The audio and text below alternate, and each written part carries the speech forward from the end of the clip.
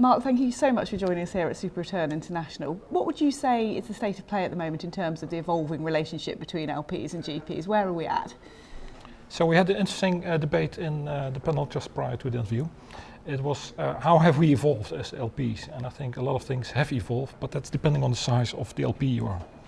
So you see the big guys, like the Canadian pension schemes, they are now more a direct investor themselves. Started, I think, with co-investments and now a direct investor. Sometimes they are a competitor towards GPs.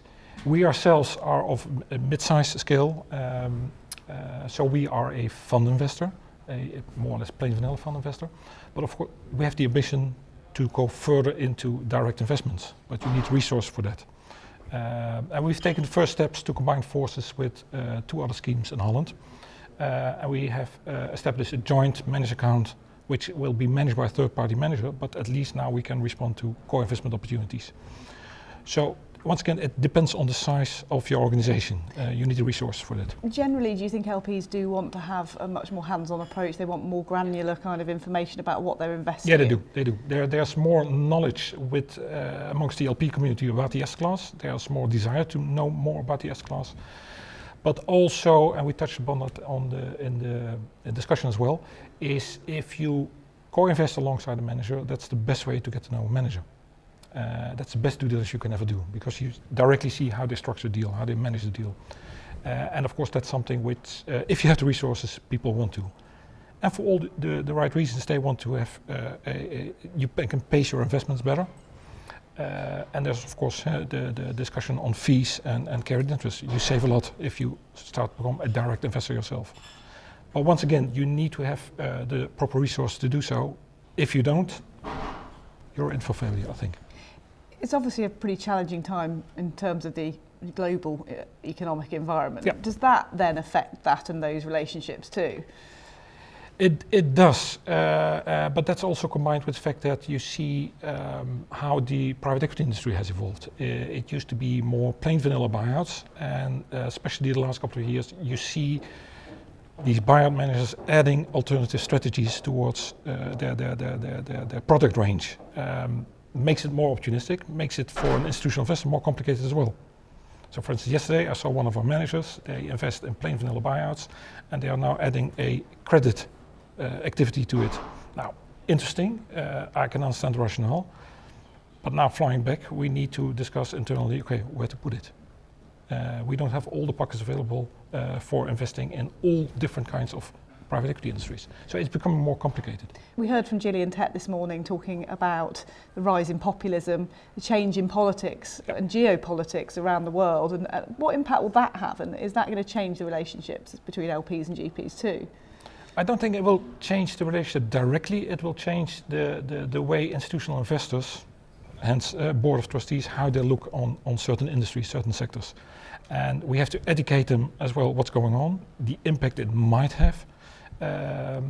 But look at the political landscape. It's particularly in Holland, the S class is being debated in the Dutch parliament. Is it a good thing? I don't think so, because it's debated one side. About 8 years ago, it was the behavior. Some household name companies went bankrupt in Holland, private equity is involved, and all of a sudden it was to blame on private equity. Now it's a huge debate on it's an expensive S class. Should we as Dutch pension funds invest in such an expensive S class? You should have a discussion on fees and expenses, but you should have a discussion in light of returns as well. And that's something, it's out of balance currently. And should you also be having a conversation about things like socially responsible investing and ESG to be part of that reputational shift? It is, and that has taken a huge step forward, particularly in the Netherlands. I personally think private equity is the best asset class, best suited to bring changes about, because normally AGP has a majority stake in a company. It's getting full attention. I think LPs do have lots of influence how GPs behave, but we're not there yet. But it's improving. Still work to do. There's lots of work to do, yeah. And an environment like this and a conference like this provides the opportunity to have some of those conversations too. There's something like 2,700 people here. Yes, it does. Particularly a discussion we had early on with just LPs on the stage. Then LPs can have this one voice. This is what we're looking for. And of course, the conference is about a lot of meetings and one-on-one meetings, where this might be an issue to a lesser extent. But having a firm discussion on stage in front of a full audience, that works. Yeah. Are there any particular sectors at the moment that you're excited about, and what are you looking at in terms of your investments this year, bearing in mind what the environment's like? The environment it's expensive, but you still see people maneuvering around and finding the right opportunities. It's becoming increasingly difficult. It's still a great environment for exits, but if you have a young portfolio like we do, it's being cautious. Yeah. Any sectors in particular that you think are going to prove exciting? It depends. It depends on the region. If we look at the US, you see there's quite a bit of an overweight towards technology, but I think that's a reflection of the market as such.